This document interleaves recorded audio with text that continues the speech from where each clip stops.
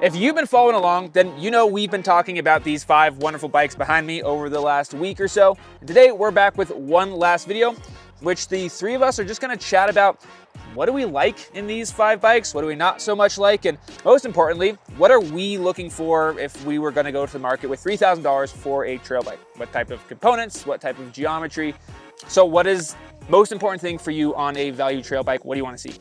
Well, if I had to choose one item, I'm gonna go with like the sum of all parts, which is geometry. Okay, Bike has to have good geo. which is what for you, for a trail bike? So typically you're gonna see like anywhere between like 64.5 to 66 degree head tube angle. Okay.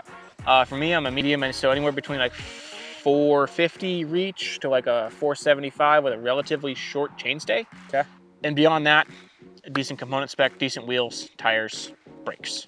And then like if I could really, really reach for it, like a set of high engagement wheels. Yeah, and there are a couple wheels that we didn't have any particularly high engagement. I think, you know, maybe 10 degrees was about the best that we had, but a couple of the bikes had upgradable hubs where you just had to buy, you know, we had the Canyon had some DT Swiss hubs, and then on the Ibis we had those Blackbird hubs where you just need to buy an aftermarket ratchet or pawl system that goes in there and will double your engagement. So that's a cool thing to be able to have, because once you go and you ride a high engagement hub, it's tough to go back. It is, and both of my bikes have high engagement, 100 plus, which is fine. Like, it's not the end of the world, but I definitely, I like it. I like being able to, you know, kind of ratchet my way through rock sections and things like that.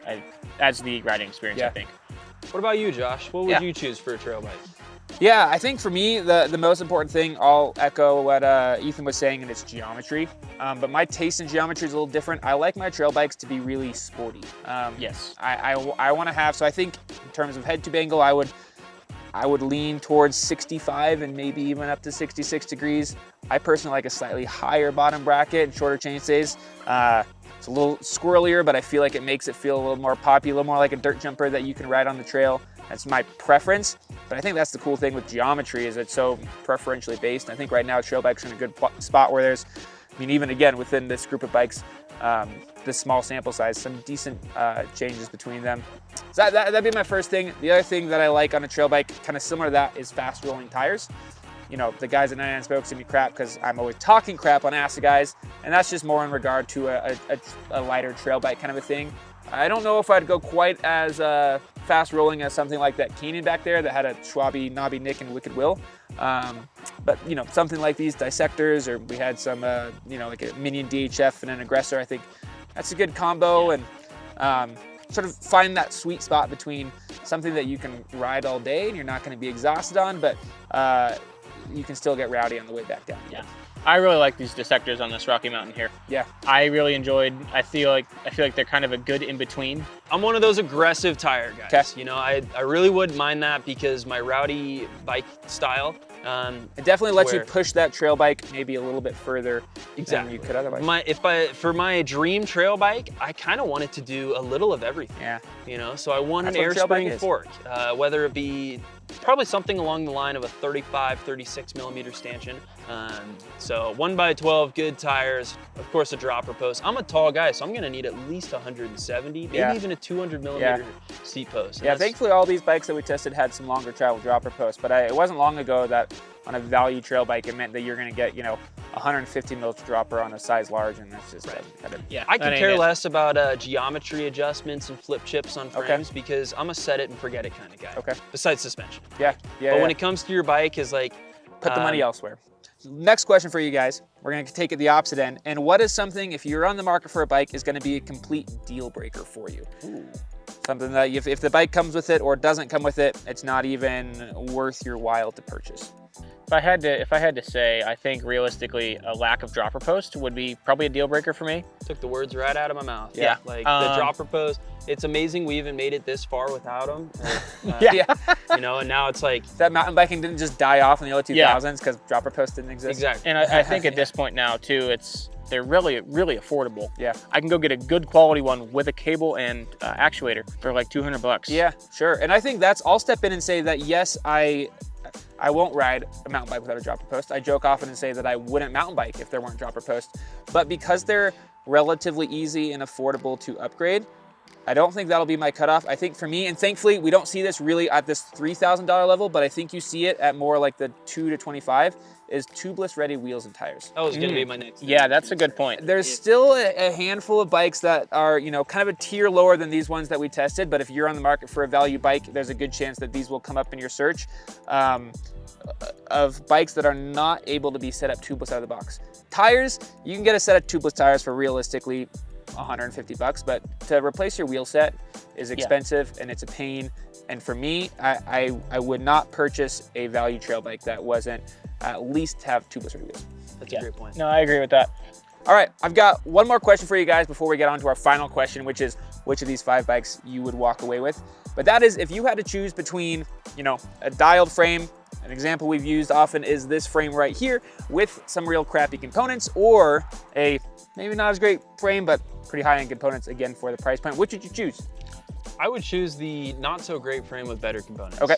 And purely because you can't build these bikes for the price. Yeah. Like there's no way to even piece them together. Yeah. Yep. I'm For in the less same than boat. $3,000. From a value perspective, it makes more sense to get those parts up front and kind of get like the, you know, lot discount, kind of buying it all together than to part it out on your own. The bulk discount. Bulk discount. bulk Yep. discount. I'd rather buy all of it at once and then deal with the frame that I might not like later on. Okay. But chances are of your bike being actually not that great, pretty slim these days. Yeah. You know, I think, I don't know if it's just like the little tinker BMX kid in me who would buy a cheap complete bike and then part everything out. I'm kind of the opposite, and I have a reputation of buying crappy used bikes and then upgrading them over years. I think I would get the frame that I know I'm 100% sold on. I mentioned earlier, geometry is really important to me, so I'd get the geometry that I really like and then deal with, you know, limited range on my drivetrain or maybe not so great of brakes and upgrade those as I go. Probably buying off the used market. I think that'd probably be the way I'd go. I'd say if you're knowledgeable enough to purchase from the used market, that would be the benefit. That's a good point. Yes, that that's is, definitely. and we actually did a video that I'll link to somewhere on a $500 used hardtail build, and we got a lot of crap that a lot of people probably couldn't have made the purchases that we did if you don't know your stuff and you can't install that yourself. Yeah, so that's a good point. Yeah. All right, well, we've got one last question. It's the big one. If you could walk out of here with any one of these 5 bikes, which would it be? That's a hard question. It is a hard question. They're all good. I mean, We they like them all Yeah. have definite good attributes, and I think if I had to choose one bike to ride out of the bunch, I think I'm probably gonna take the Ari if I have specifically the want or desire for a dedicated trail bike. Right. If I want something a little bit more rowdy, I'm taking the Polygon. Okay. Or if I want something a little more sporty and fun, I'm taking the Canyon. As just a fast, speedy As a down fun, country bike. Yep, Yeah. speedy down country bike. Yeah. I'm taking that Canyon. But the number one, if you had just one bike, it would be the Ari? I'd probably take the Ari. Okay, cool. So. Trevor? My number one bike, as I just mentioned, I like component spec more than the frame. Sure. I'll make it work some way or another. Yeah. I would take the Polygon. And the Polygon, I think we can all agree, had the nicest components. And it's not to say that it had a bad frame either. I mean, No, it it was- had a heavy frame. It's very but capable. And a frame. little bit dated Geo, but not detrimental to its No, own. definitely Not, I mean, it's dated within the last 3 or 4 years. It's Sure. still 10 times better than the things Absolutely. made 10, 15 years Yeah. ago. Right. So for me, like, I'm a long travel bike guy. And so that bike, for how short a travel it was, it felt like a long travel bike. Yeah. And it performed really well at everything I wanted to do. Yeah, that bike was definitely like an anomaly. It really, I'd say of all the bikes, it felt different than you would expect if you just looked at the numbers. One of the most mind-blowing budget Yeah. bikes I've 100%. ever ridden. I think for me, I would, I'm with Ethan. I would choose the Ari. I think that bike to me encompassed what I want a trail bike to be. It was fun on the rocky, techie stuff. It was fun on the jump lines. It was very manageable on the climbs. If you haven't watched that video yet, we do talk about a slight issue that we had with it, and that would be, of course, with the assumption that that would be taken care of, because that did take a bit of a damper out of it when you're hearing that, and it's a little nerve-wracking. That's the bike I would choose as my only trail bike. That said, the bike that I had the most fun on here was actually that Ibis Ritmo. But I wouldn't want that as my only bike, at least where I live here. I think if I lived in a place that had a more steeper terrain, then maybe. But I think for a lot of trails here, it would just be a little bit too much bike. But Totally. boy, oh boy, that bike, that was a fun. The word that keeps coming to mind to me is surfy. It just felt very surfy, Yes. and I really enjoyed riding it. It is a fun bike. I'll give it that. Yeah. And again, obviously this Rocky, we if you missed the review, don't think we didn't like this bike. We all enjoyed it as well. really nice frame, just hampered a little bit by some lower quality components. So I think for me, the biggest takeaway from riding these 5 bikes is just how good value trail bikes are. I think it's a lot easier to end up on a good bike than it is a bad bike. And of all the 5 bikes we had here, if someone were to purchase it, I think they would have an amazing time. It's just more so getting the bike that's specific to your needs and your riding style. And I think one last thing I want to plug is our website, because that's a really good way if you don't have the opportunity to go out and test every single one of these bikes. It's a good place to start. You can look at the geometry, look at the part spec. We have some cool tools on there where you can compare bikes side by side.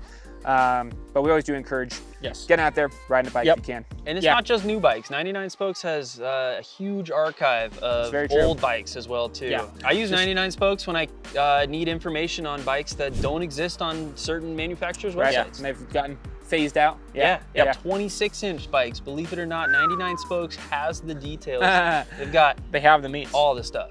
So go ahead, check out 99spokes.com. Thanks for watching these Value Trail bike videos. Hope you enjoyed them. And remember that bikes are for everyone. Have fun out there.